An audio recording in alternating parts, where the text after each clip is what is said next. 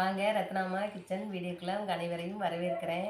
இப்போ வந்து பொரி வந்து பதத்து போச்சுங்க, ரொம்ப பதத்துருச்சு. பொரி பாருங்கள், ரொம்ப பதத்து போச்சு. இந்த பொரியை வந்து நம்ம வேஸ்ட் ஆக்க முடியாது. அதனால் இப்போ வந்து நம்ம வந்து தாளிச்சிருவோம். அந்த பொரியை வந்து நம்ம தாளித்தோம்னா நல்லாயிருக்கும்.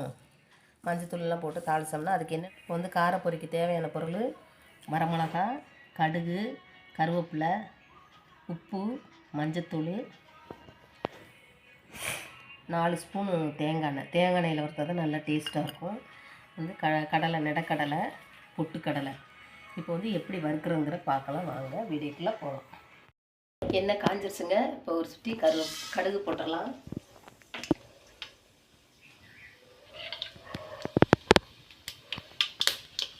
கடுகு பொரிஞ்சிச்சு, மிளகாய் போட்டுடலாம். கருவேப்பிலை போட்டுருவோம். மஞ்சத்தூள், உப்பையும் போட்டுடலாம். பொட்டுக்கடலை போடுவோம்.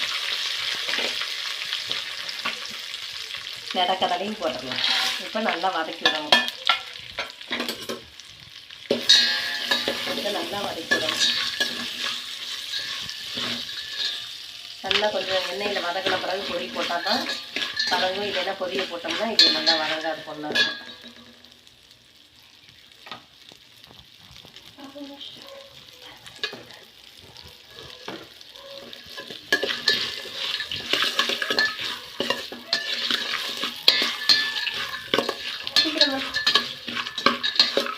தண்ணியை குத்துடு, தண்ணியை குத்துடு. பாருங்க, பொன்னரமாக வந்துருச்சு.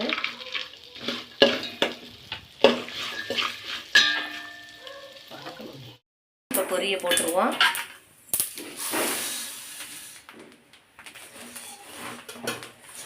பொரி போட்டு நல்லா கிளறணும்.